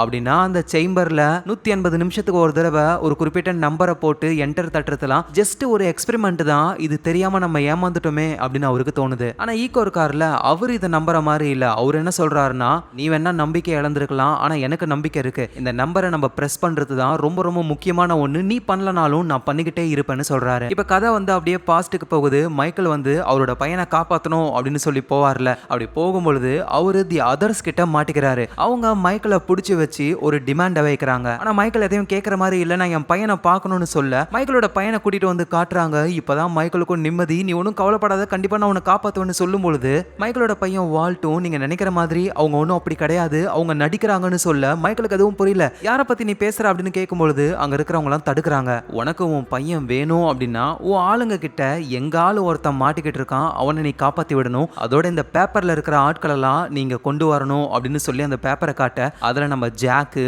கேட்டு, ஹியூகோ, அப்புறம் சாயர், அதுவும் சாயர்னு போடாம அவரோட உண்மையான பேரு ஜேம்ஸ்னு போட்டிருக்காங்க. இந்த நேம் வந்து சாயர். இப்ப இவ்வளவு நாளா இருக்கிற அந்த குரூப்ல நம்ம ஜாக்கு, கேட்டு யாருக்குமே தெரியாது. ஆனா இந்த அதர்ஸுக்கு எப்படி உண்மையான பேரு தெரியும்னு நமக்கு புரியல. மைக்கேல் அவரோட பையனை காப்பாற்றணுன்றதுக்காக ஓகேன்னு வந்து பிளான போடுறாரு. அப்படின்னா செல்லுல இருந்த அந்த ஹென்றி வந்து அதர்ஸை சேர்ந்தவர் தான். மைக்கேல் இப்ப காப்பாத்தி விட்டாரு. அடுத்தது அந்த 4 பேரை கூட்டிட்டு வரணும். அதனால மைக்கேலும் ஜாக்கு, கேட்டு, சாயர், ஹியூகோ கிட்ட இந்த அளவுக்கு மோசமா அதர்ஸ் பண்ணிட்டு போயிட்டாங்க, நம்ம அவங்கள பழி வாங்கணும் அப்படின்னு சொல்ல ஜாக் வந்து நிறைய பேரை கூட்டிட்டு வரேன்னு சொல்றாரு. ஆனா மைக்கேல் வேணாம் என்னோட சேர்த்து நீங்க 4 பேர் மட்டும் போதும் அப்படின்னு சொல்றாரு. நம்ம மிலிட்டரி மேன் வரேன்னு சொல்றாரு. ஆனா மைக்கேல் தடுக்கிறாரு. அதனால மிலிட்டரி மேனுக்கு ஒரு டவுட் வருது. சோ ஜாக் கிட்ட போயிட்டு எனக்கு என்னமோ மைக்கேல் மேல ஒரு சந்தேகம் வருது, நம்ம வேற ஒரு பிளான் பண்ணலாம் அப்படின்னு சொல்லி இவங்க தனியா ஒரு பிளான போடுறாங்க. சோ அதுக்கப்புறமா இறந்து போன லிபிக்கும் ஆனாவுக்கும் இறுதி மரியாதையை பண்ணும் பொழுது கடல்ல இருந்து ஒரு போட் வரத பாக்குறாங்க. எல்லாரும் ஷாக் ஆகுறாங்க. அது என்ன போட்னு உள்ள போய் செக் பண்ணி பார்க்கும்பொழுது அதுக்குள்ள குடிச்ச நிலைமையில டெஸ்மண்ட் தான் இருக்காரு. அவரை பீச்சுக்கு கூட்டிட்டு வந்து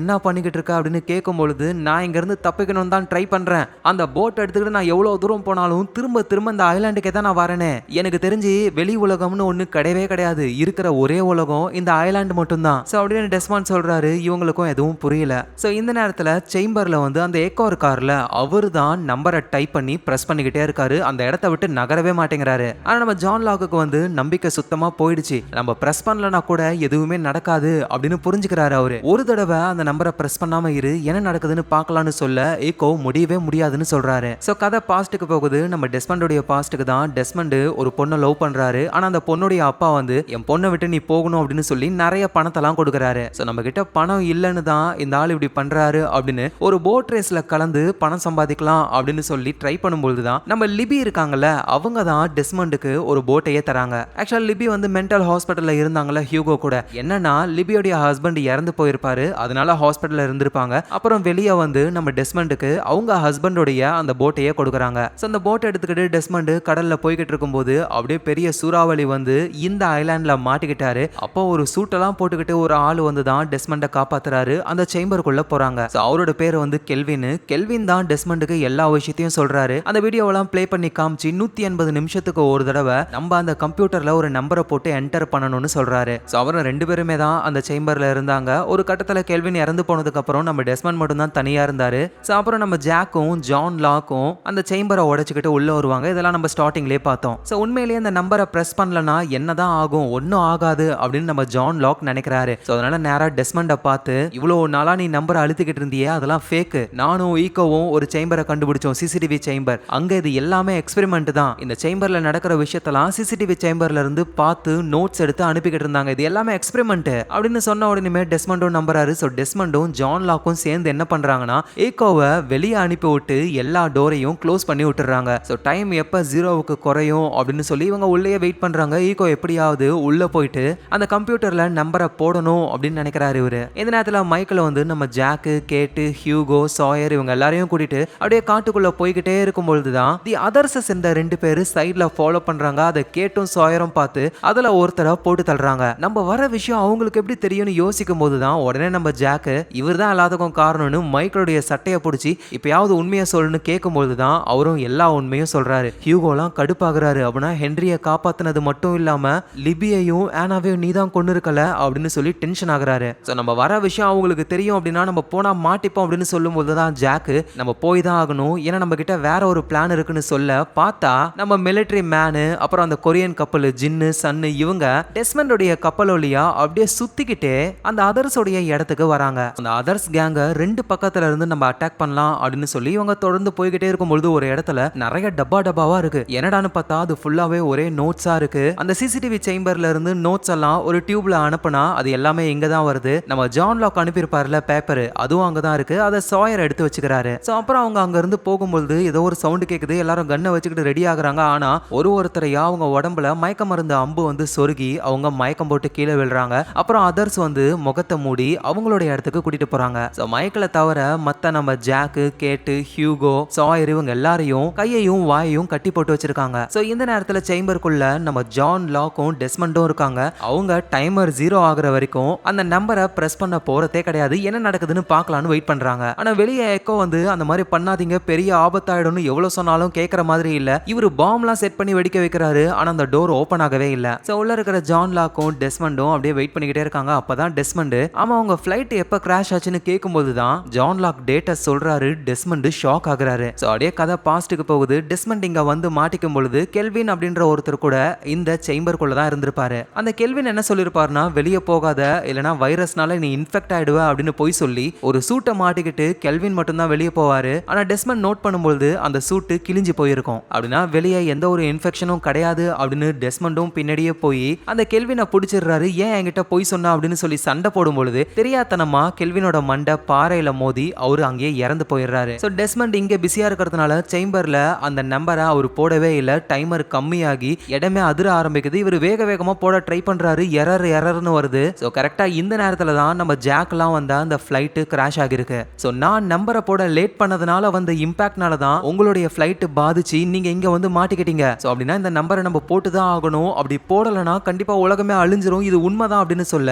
ஆனா ஜான் லாக் நம்பரை மாதிரியே இல்ல, சிஸ்டமையே போட்டு உடைச்சிடுறாரு. சோ அவ்வளவுதான். இனிமே இவங்களே நினைச்சாலும் அந்த நம்பரை போட முடியாது. டைமிங் கம்மியாகிட்டே வருது. ஆனா நம்ம டெஸ்மண்ட் என்ன பண்றாருன்னா, அந்த இடத்துலயே ஒரு அண்டர் கிரவுண்ட் மாதிரியான ஒரு இடம் இருக்கு. ஒரு சாவி எடுத்துக்கிட்டு வேற வழி இல்ல, நான் இதை பண்ணி தான் ஆகணும் அப்படின்னு அந்த அண்டர் கிரவுண்டுக்கு அவர் போறாரு. இங்க டைமர் முடிஞ்சு வித்தியாசமான சிம்பிள்லாம் வந்து அந்த இடமே அப்படியே நொறுங்க ஆரம்பிக்குது. சோ ஜான் லாக்கும் புரிஞ்சுக்கிட்டாரு, நம்ம பெரிய தப்பு பண்ணிட்டோம், உண்மையிலேயே அந்த நம்பரை போடணும் அப்படின்னு. சோ அவ்வளவுதான், எல்லா இடமும் காலியா இருக்கும். ஆனா நல்ல வேலையா டெஸ்மண்ட் என்ன பண்றாருன்னா, அண்டர் கிரவுண்ட்ல அந்த சாவியை ஒரு இடத்துல சொருகி திருப்ப போறாரு. திருப்பறதுக்கு முன்னாடி கூட டெஸ்மண்ட் அவருடைய கேர்ள் ஃப்ரெண்டான பென்னி, நான் உன்னை ரொம்ப ரொம்ப மிஸ் பண்றேன்னு சொல்லிட்டு திருப்புறாரு. சடனா பிரைட்டான ஒயிட் லைட் எங்க ஐலாண்ட்ல வெளிய வானமே அப்படியே பிரைட் ஆகுது. பீச்ல இருக்கிறவங்க எல்லாம் பாக்குறாங்க. நம்ம ஜாக்கு, கேட்டெல்லாம் கட்டி போட்டு வச்சிருக்காங்களா அதர்ஸ், அவங்களும் அப்படியே வானத்தை பாக்குறாங்க. வித்தியாசமான சவுண்ட்லாம் கேக்குது. போட்ல வந்துகிட்டு இருக்கிற நம்ம மிலிட்டரி மேனு, கொரியன் கப்பல்ஸ், இவங்க எல்லாருமே இதை நோட்டீஸ் பண்றாங்க. சோ உடனே அதர்ஸ் என்ன பண்றாங்கன்னா, மைக்கேல் கிட்ட அவங்க பையனை கொடுத்து ஒரு போட்டையும் கொடுத்து நீங்க இருந்து போ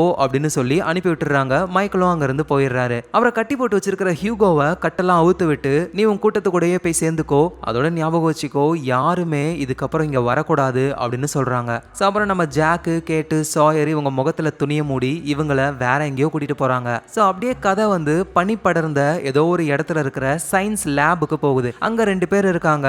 எலக்ட்ரோ மேக்னெட்டிக் ஃபீல்டோடைய அலாரம் அடிக்க ஆரம்பிக்குது. இவங்க வேகமா ஓடி வந்து செக் பண்ணி பார்த்துட்டு இதுக்கெல்லாம் வாய்ப்பே இல்லை அப்படின்னு யாருக்கோ கால் பண்றாங்க. யாரான்னு பார்த்தா நம்ம டெஸ்மண்டோடைய கேர்ள் ஃப்ரெண்டு பென்னி. இந்த பென்னி கிட்ட என்ன சொல்றாங்கன்னா, ஐ திங்க் நம்ம அதை கண்டுபிடிச்சிட்டோம் அப்படின்னு எதையோ ஒன்னத்தை பத்தி பேசுறாங்க. சோ இந்த இடத்துலயே இந்த சீசன் 2 முடியுது. நமக்கு நிறைய கேள்விகள் இருக்கு. அந்த அதர்ஸ் யாரு, ஏன் இப்படி பண்றாங்க, டெஸ்மண்ட் சாவியை போட்ட உடனே லைட் வந்தது, அது என்ன, சோ அந்த சேம்பர்ல ஏன் டைமிங் ஓடிக்கிட்டு இருக்கு, இப்ப டைமிங் ஃபுல்லா 0 ஆயிருக்கும், இப்ப என்ன ஆக போகுது, இது எல்லாமே அடுத்தடுத்த சீசன்ல தான் நமக்கு தெரிய வரும். சோ அதையும் ரொம்ப சீக்கிரமா பார்க்கலாம். நீங்க பாத்துக்கிட்டு இருக்கிறது ஃபிலிம் ரோல். ஞாபகமா உங்க ஃபிலிம் ரோலை சப்ஸ்கிரைப் பண்ணி உங்க சப்போர்ட்டை கொடுங்க.